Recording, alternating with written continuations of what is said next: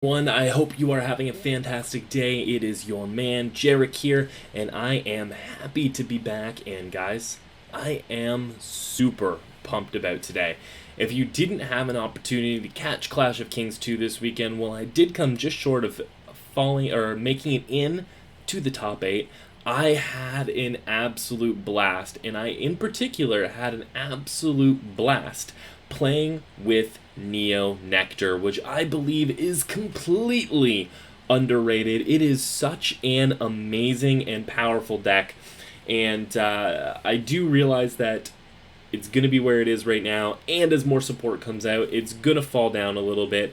But today I want to talk to you, give you a little bit of a clan profile about the Nectars, and then take a look at the data mine that has recently come out, so we can look at the future support for Nectar, and we can have a discussion as we go through about the most important cards that you are going to need to pick up in order to make either your Musketeers or your Erebos deck in the future a viable deck based on what I believe are going to be the best deck lists. So we're going to start off with doing a little clan profile of the Nectar and what you can get now. So let's jump right into it, except folks, if you are watching me on YouTube, I would appreciate it if you hit that like and subscribe button and then give the bell a little ding, so then that way you know when our videos are live and going up. I appreciate your support as always. Now let's jump into it and check out the Nectar clan.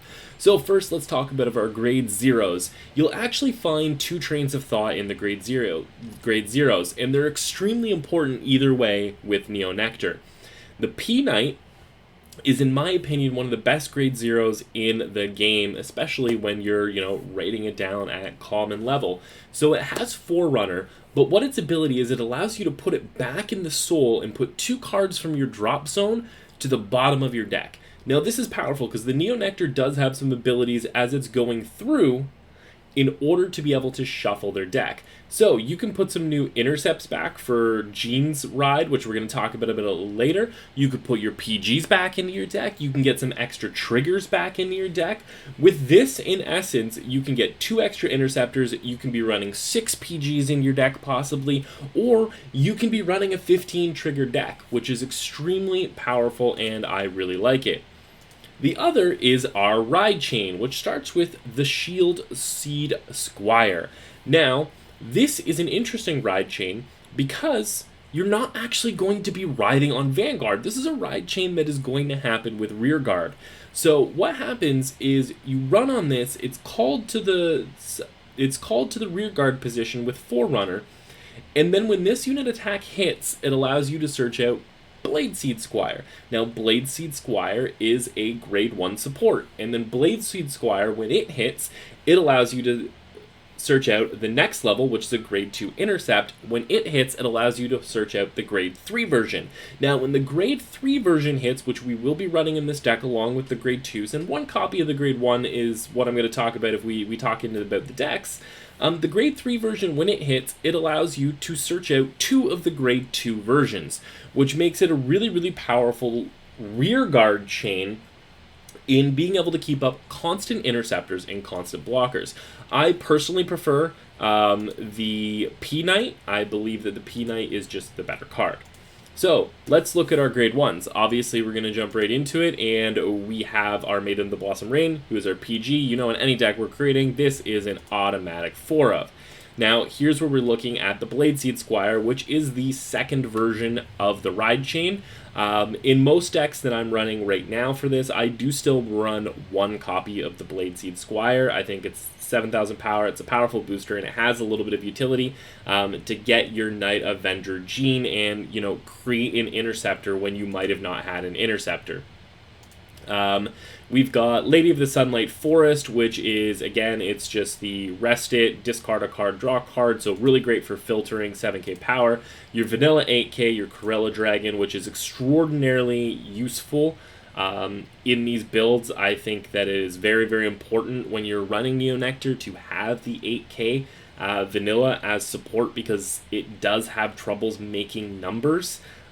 So these three are basically, right here is basically some combination of these 4 cards, or these 4 cards, yep, are going to be your grade 1 support. Your second 2 that you have the option of getting at is Caramel Popcorn, which is the basic, Counterblast 1, get plus 1000. I don't find with Neo Nectar that you're going to use that, and you are actually going to use your Counterblast for a lot of other things, so you probably don't want to use that right now.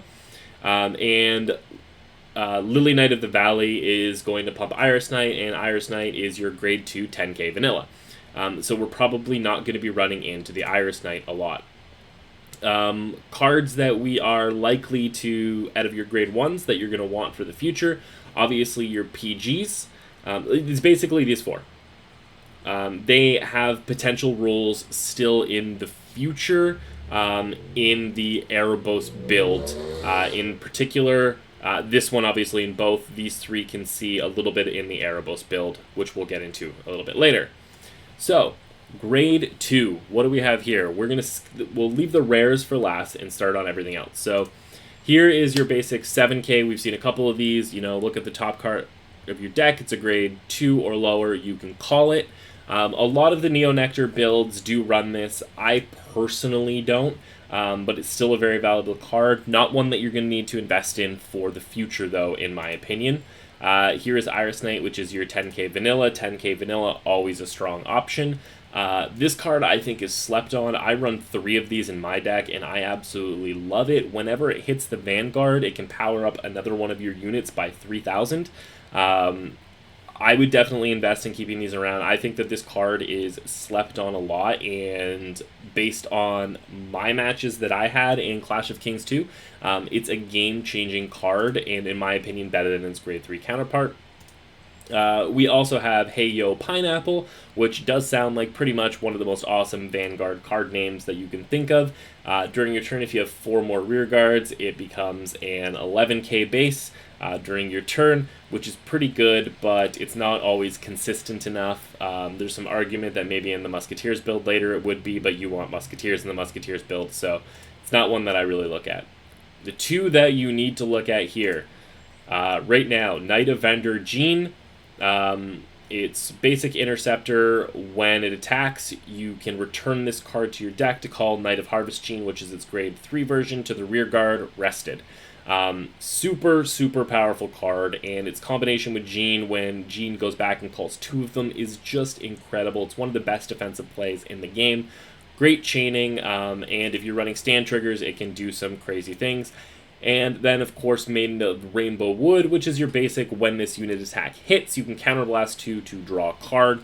You are going to want to invest in at least 2 of these. I run 3 to 4 in current builds right now. In the future, you're probably going to need about access to 2 of them, but it is good. You will want the full 4 here if you're going to run the Erebos chain later. This is such an important card in that chain.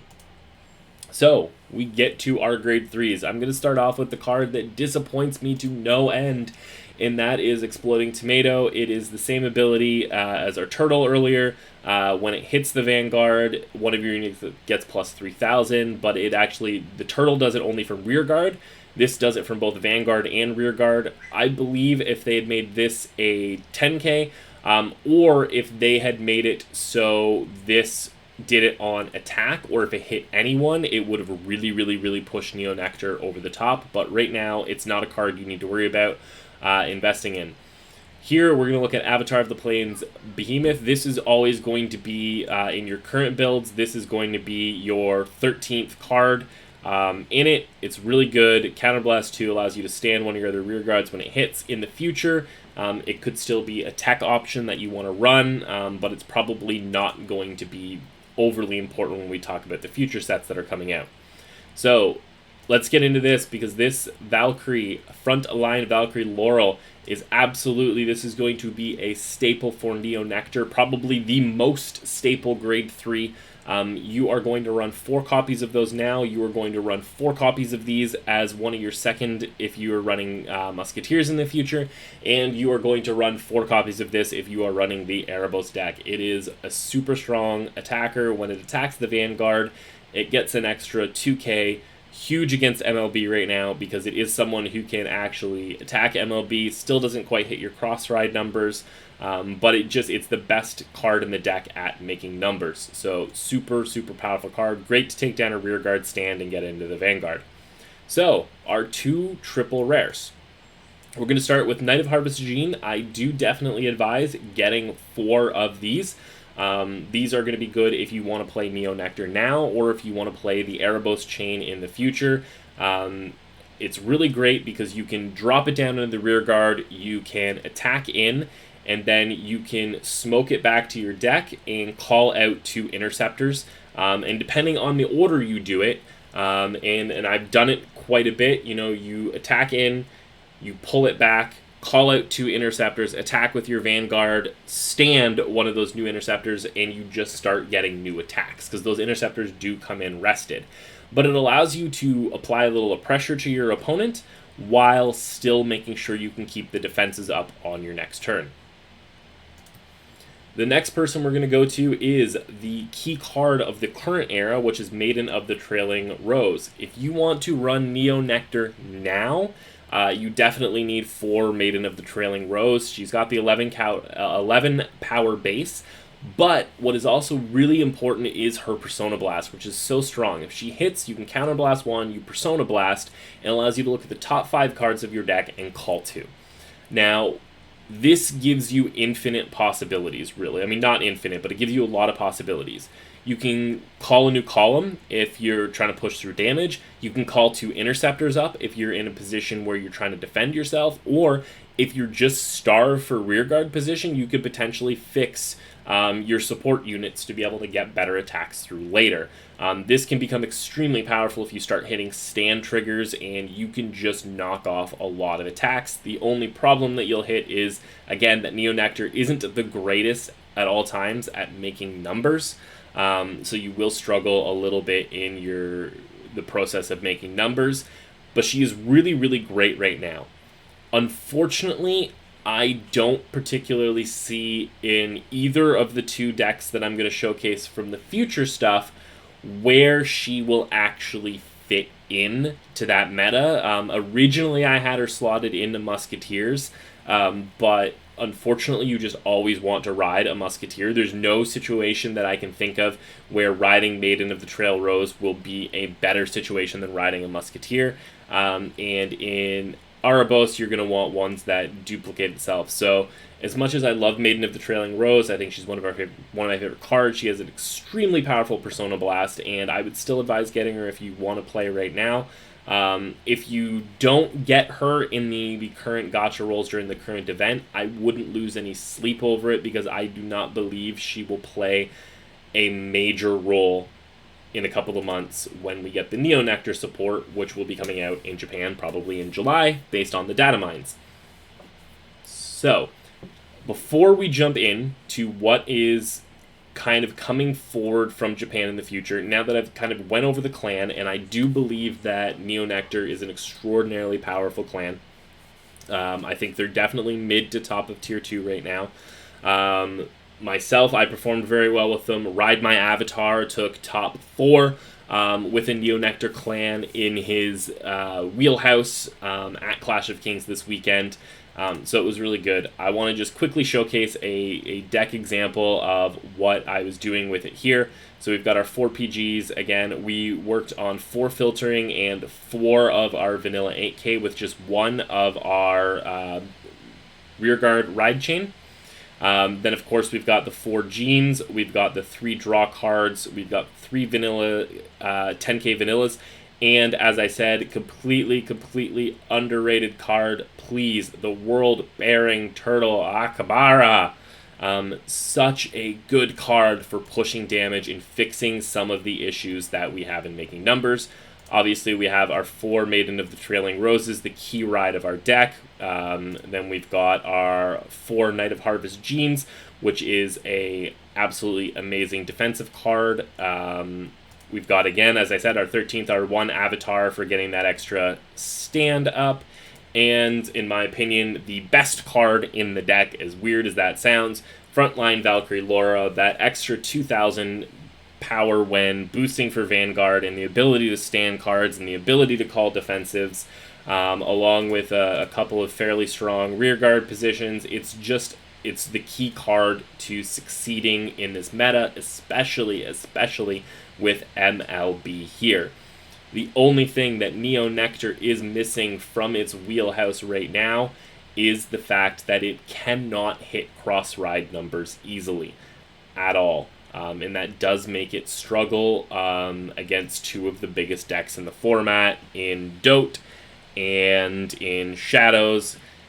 Laurel, the Frontline Valkyrie Laurel, does give you the ability to compete against MLB, and if you go to YouTube and you check out my match against Antuku Nation from Clash of Kings 2 this weekend, you will see me take on MLB with Neo Nectar, and I take them down with relative ease. Now, there was definitely some luck of triggers and no PGs involved in that, but we definitely saw like a Neo Nectar Crush Rush go off.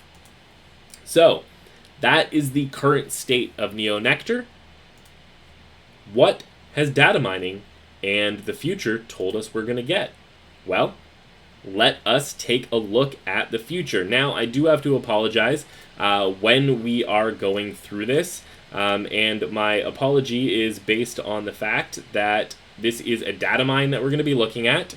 And because it's a data mine we're going to be looking at, it does mean that a lot of the cards we're going to look at, they don't actually have images. So I'm going to pop them up, I'm going to read them, and I'm going to talk about them. Instead of going over all of the cards that were released in the data mine, what I'm going to do is go through two decks that I have built from those, one focusing on the Musketeers and one focusing on the Erebos ride chain. So then that way you can take a look at what's going on there, and we'll talk about the cards because I believe it covers all of the cards that are going to be released except 2, maybe 3 of them, but it becomes important.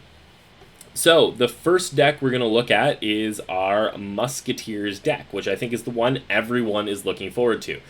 So we're going to jump down here to our grade 3s, and this is where we're going to slightly see our ones with images. We're going to see the important cards that are from the current set. So what did I say right there?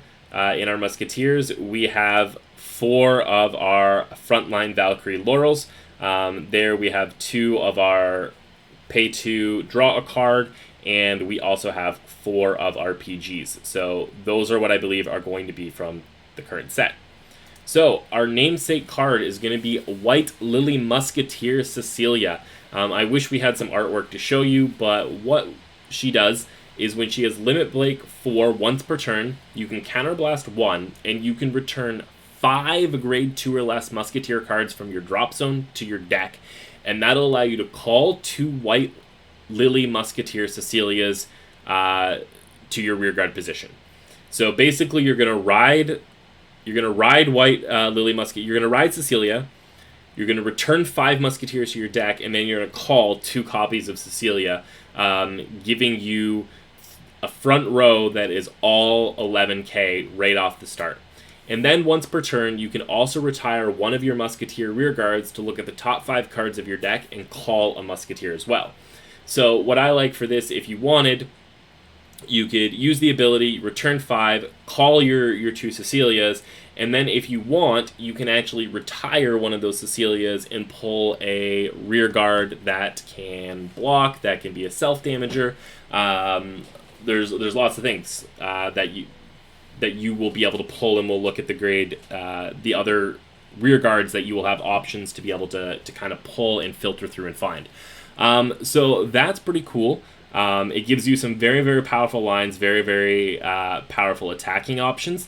Now, where you're going to see and notice that there is a little bit of lacking on the grade 3 level, there is only one other Musketeer grade 3, and that is Black Lily Musketeer, Herman. When this unit is boosted, it does get plus 3,000 power to the end of turn. So really good at hitting cross-ride number. I mean, it hits magical cross-ride numbers because if you're attacking later, like on your first attack, it's not going to hit the cross-ride numbers because you were going to hit it because you were being boosted anyway. But that extra 3,000 power against cross-ride decks is going to matter when the damage has started to being applied on multiple attacks because it'll help you make those magical number columns. But that is the only other Musketeer on grade 3. And it's really important to note that on grade 2 and on grade 1, we can basically fill up with Musketeers, but on grade 3, we only have the 8. So we are going to run Frontline Valkyrie Laurel. Again, you're getting that plus 2,000 power if you have to lay her down, which is an extremely powerful move. She's definitely who I'm going to be advising the heal trigger on because you're able to filter through and call Musketeers so easily. She's going to be left in your deck quite a bit, and you're not going to be seeing her as much, so she makes sense as a heal trigger. And here is World Snake Ouroboros. He is one of the new cards that is coming out as well, and is the one I'm going to advise as the 13th on this one. When this unit attacks, you may discard a card from your hand. If you discarded a card, draw a card. So basically, it's just a 10k filter that you're going to want just to be able to find the pieces, and there's nothing else that I really feel like. You could run, the tech of the stand trigger, you could run some other things, but this version of Neo Nectar is very, very counterblast intensive, so I don't really want to rely on having to have 2 more counterblasts available for a stand. So let's get into our grade 2 lineup. So first we have Cherry Blossom Musketeer Augusto. Being that I am Jarek from Cherry Blossom Gaming, this is basically my avatar. Unfortunately, it is from the rear guard. During your turn, if your Vanguard is a Musketeer, it is plus 3k. So this is on your turn a 12k attacker, which is pretty good. That's important in a lot of ways and for pressing damage early. We're going to move here to Lily of the Valley Musketeer Caveant. When placed, you can counterblast 1 and retire one of your other Musketeer rearguards to look at the top 4 cards from the top of your deck and call a Musketeer. So it is really, that is huge. You counterblast 1, retire a Musketeer rearguard, which is why we are loaded with Musketeer rearguards, and you can call any Musketeer from the top of your deck, which means you can start upgrading to grade 3s and using some pretty insane abilities like you can't get hers, but you can upgrade that, and then all of a sudden you have this power. Here, if you've got your Black Lily Musketeer, you can start doing some other crazy things with it. You can set up some really, really good turns, some self-healing turns. It's pretty cool what you can do. Our next one is Tulip Musketeer Elmira, and this is your self-damager. So if you have 4 or less rearguards, 4 or less damage when you play Elmira, she will damage you and then heal it at the end of the turn to help you turn on your limit break. I also think that the self-damagers are more important because they're not only important for helping you get to your limit break, but because this deck is fairly counterblast intensive, they're really, really good from turning your dead damage into, moving your dead damage away and leaving you with actual damage that you can use for counterblast in the future. So they're very good for setting up counter charges for you as well. Now, I think it's another grade 1, and we will go back and talk about it later. But that's the grade 2 lineup that I see being for Musketeers. You could arguably drop this down to 1 to get an extra self-damager, but we're also running 3 self-damagers in grade 1, and we still do want some Essence of Card Draw, so I'm okay with 2 Musketeers not being there in the grade 2 lineup because odds are we're going to be riding a Musketeer. Alright, so obviously in grade 1 lineup, we're going to have our 4 PGs. We're now going to have Lily of the Valley Musketeer Rebecca, and she's got the same ability. When placed, she can counterblast 1, retire one of your other Musketeer regards to look at the top 4 cards of your deck, and call a Musketeer. So we've seen that, and we've got Tulip Musketeer Mina, which is a self-damager at grade 1. And we also have Water Lily Musketeer Ruth, which is during your turn, if your Vanguard is a Musketeer, this unit gets plus 3,000 power, so it's good for chaining it out. Now what I like here is the idea is that you try and self-damage yourself early, like on turn 1 or 2, you lay a self-damager, you play this down, you counterblast the damage that you did, you counterblast with the damage that you did, and... Oh, sorry, not counterblast the damage it did, sorry. You add the damage in there, so then that way you can heal some stuff away, and basically your retirement, the target for your rear guard is always going to be your self-damager. That's who you want to target, both on grade 1 and on grade 2, is your self-damaging rear guard. Now, I'm putting a asterisk beside this grade 1 lineup, because there is another musketeer in grade 1. I can't remember its name, but right now it appears in the data mine as a 6k vanilla. Now, in the TCG, when you played this card, basically what it was if you had a Vanguard, or sorry, a Nectar Vanguard, when it attacked, if you had shuffled your library or if you'd shuffled your deck previously that turn, then that card would get plus 3,000 on its boost. So it would be a 9k booster. There is not a lot of shuffling for Nectar right now at all. So I'm not sure how that ability is going to be reworded or how that ability is going to change, if that ability is going to be left the same. If it's left the same, it's not, in my opinion, going to be a very strong ability. So I have left it out of this build for now because its data mine just literally leaves it as a blank 6k. So we will put an asterisk on this grade 1 lineup that could possibly end up in here somewhere. Maybe we want to run less self-damagers. We want to run more of some other things. We will see how that plays out. And our starting Vanguard on grade 0, which I thought I could access from right here, but apparently cannot.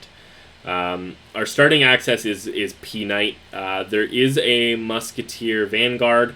A starting Vanguard, I don't believe it's the best one. I would 100% stick on P-Knight for this deck as your starting Vanguard. As you see here, we did have it. So the P-Knight from the current era is what I would currently stick on. So let's talk about the Ouroboros Ride Chain, which is the second deck we're going to look at. So this is a Ride Chain, the new Ride Chain for Ouroboros, the Dragon Ratoon. So it follows very much the similar ones, similar Ride Chains. When you ride the Grade 1, which is Ouroboros Dragon Ouroboros Dragon Branch over top of it, you can look at the top 7 cards of your deck, and if you see the grade 2 or the grade 3 version of the Ride Chain, you can put those into your hand. If you ride anything else over it, then it's got Forerunner, and you'll be able to call this unit to the rear guard. Then here you're going to start to see where we have a lot more from the previous set. So I've got our 4 PGs. The new grade 1 that we're putting in is obviously Ouroboros Dragon Branch. So if Ratoon is in your soul, this unit gets plus 1,000 power, so it's an 8k.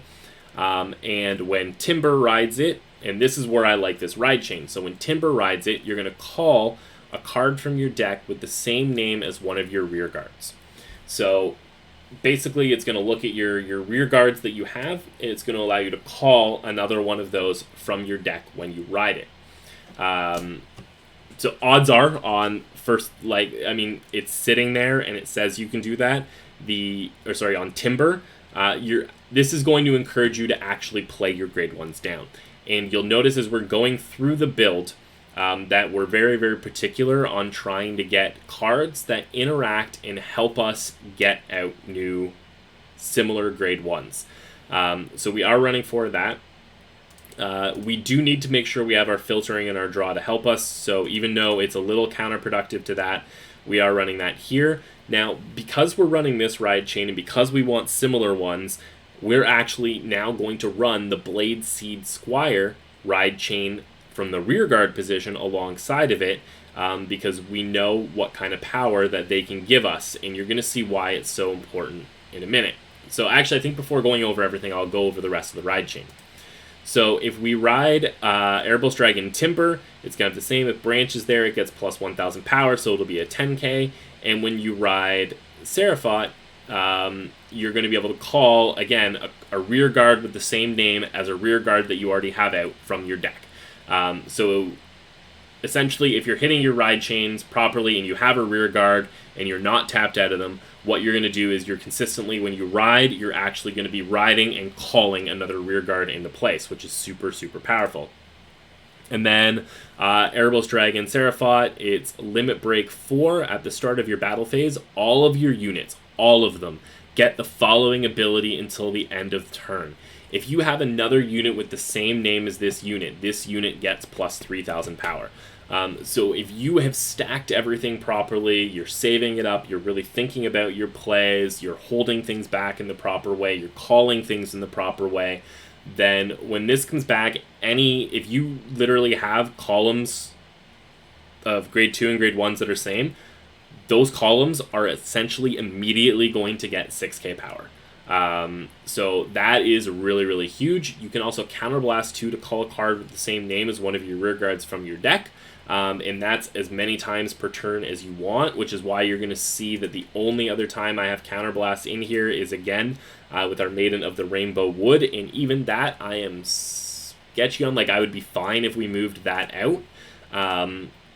So then that way, like, maybe if we're sitting at Limit Break 4, we can turn around, we can counterblast twice, and just set up our entire columns and everything that we need to do.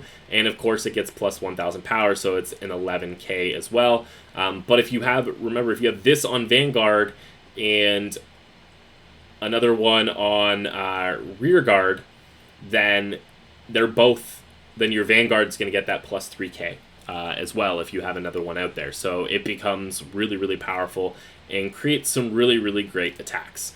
So I'm just impressed with this one, and I'm kind of interested to see whether Musketeers or this ends up better. So we were going down, so let's go over to our grade 2s. We have Knight of Vendor Gene, which is, if you remember from earlier in the video when we're talking about our deck, because of its interaction with Knight of Harvest Gene, you know 100% it's very, very easy to pull these out. So what I would look at is riding this down, riding this in rear guard, leaving my back open, kind of attacking for one turn, and then dropping both of these back actually into a back row rear guard position. And then on the next turn, pulling them up, then they're both getting plus 3,000 power, so they're 12k attackers, calling everything else, and then start going off with Ouroboros Dragon. So it's really good. Plus, you're going to put them on heal triggers so that you recycle those triggers back into your deck. Again, here, I am not sleeping on the World-Bearing Turtle Acrobat here, because now you're looking at a rear guard that when it connects with the Vanguard, it gets plus 3,000 until the end of battle. Like here, if anything, here is where I would consider dropping one of them and going up to the full 4. Because now what happens if you have 2 columns? Like if you have one, you use its ability, you use Counterblast 2, use its ability to call a second one out. You have 2 grade 12, or you have now 2 12k attackers that when each one of them hits, they're going to throw out another 3k that is coming out there. So the power creep that you start to get on that is super, super slick and super, super fast. Would almost make me consider running Exploding Tomato in grade 3, thinking about that same interaction, but getting it in grade 2 with the Intercept is huge as well. I think that, and the other reason I can is because the card you'd have to cut, in my opinion, would be Frontline Valkyrie Laurel, which is, you've figured out by watching this video, I'm a really huge fan of this card, especially if you have 2 of them up now, because now both of these, when attacking Vanguard, just by the premises of being who they are a 15k attacker, and that is super strong off of a rear guard position. So you definitely want to keep them in there. And then, again, I came back to, if I'm going to just do it, I might as well have the filter. Again, though, you wouldn't be off to put the stand in here as well. So that kind of breaks down what those 2 decks look like. I'm just going to jump over to the database here for us quickly. I did not test the layout that I have here on the screen, so if the layout is going to look weird, I apologize. I'm just going to check it. Yeah, okay, our layout is not going to work for this. I was just going to talk about the other cards that I missed, but it's not going to work well. And there was only 2 other cards I missed. They don't really do a lot, so I'm not particularly worried about that.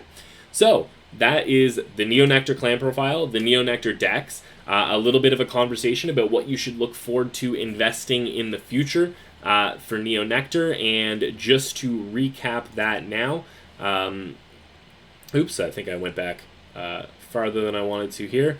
But I just want to recap again very quickly where I believe you should be investing your resources into right now. The absolute key, most important cards that you want to walk away when you're thinking about Neo Nectar for the future.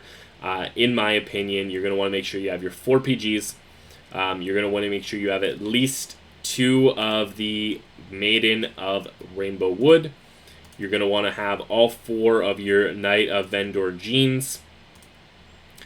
And make sure you have 4 Frontline Valkyrie Lauras, and make sure you have 4 of your Knight of Harvest Genes. Now, if you don't want to play the Arabos build at all, then you can actually cut out all of the triple rares, in my opinion, from this right now, because I don't think they're going to be as impactful and effective.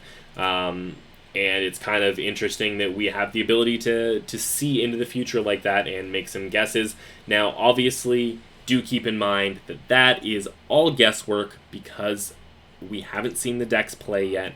We don't know how they're actually going to run out, and if they're going to be as effective as I think they're going to be, or if my builds are even going to be correct. That is just my gut feeling on it, and I'm loving Neo Nectar. I'm playing a lot of Neo Nectar. Literally, I loved it so much that I just bought the pre-deck for TCG, and it will probably become the new pre-con for Standard, and it will probably become one of my main clans. So, that is everything surrounding the Neo Nectar clan, the future of the Neo Nectar clan, what the data mine has shown us, 2 deck builds that is going to come there. I really hope you enjoyed that. I'm probably going to stick around, and I might run 1 or 2 Neo Nectar battles for you. Thank you, BJS Coconut, for the follow. Really appreciate it. But if you're watching this on YouTube right now, thank you so much. Please, again, make sure you hit that like, subscribe, ring the notification bell to get more content, more information like this, because I'm really excited to bring it for you, and I am really excited to play more Neo Nectar. I'm going to be waiting on bated breath for the new Japanese releases that are coming to come out in global, and I hope they turn out to be as good as I think they're going to be. So thank you so much for tuning in, and we will chat with you soon.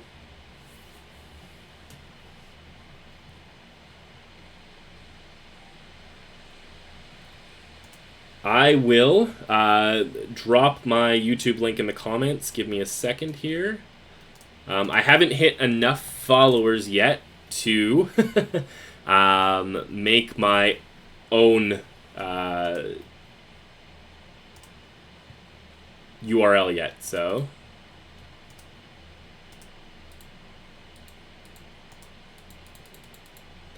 I'm glad you got it, because it's not letting me copy and paste.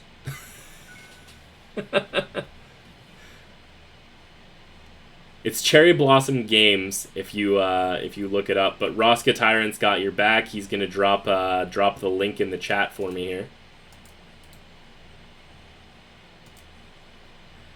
If not, you can find me Jarek S on Twitter, and on Twitter it is right in my Twitter profile. On there. I apologize for some reason. Yep, there you go. For some reason, it's not letting me drop it. I don't know if my mouse just broke, which would be really weird. But we've got some things. I was in the Clash of Kings tournament this weekend. In the Clash of Kings tournament, we've got a whole bunch of fights that were up from that, including some really great ones with Neo Nectar. Basically, tonight I'm going to upload this video, because I know you probably jumped in near the end of it there, BJS. But I will be uploading this full video tonight that goes over the Neo Nectar clan and its future and everything like that. So that'll be exciting. And I'm also going to be connecting with Ride My Avatar soon, and we're going to be doing a joint Neo Nectar event, because we both are maining Neo Nectars right now and having a lot of fun with them. And I'm quite looking forward to doing that. It should be a lot of fun. But right now, I'm going to go edit up this video and put my kids to bed. And then I will be back on tomorrow night. Actually, we are doing a stream in celebration of Emmy and Mai's Friendship Concerto, and we're going to see how many ranks we can climb using only Bermuda Triangle and Neo Nectar, again in celebration of the current event. We're going to see if we can climb 5 to 10 ranks using those decks on stream, and do a little deck profile on Bermuda Triangle as well. Okay, I'm going to go right now, and I'm going to cut the video, and I'm going to throw it on YouTube. Expect it to be on YouTube like within an hour. Promise you.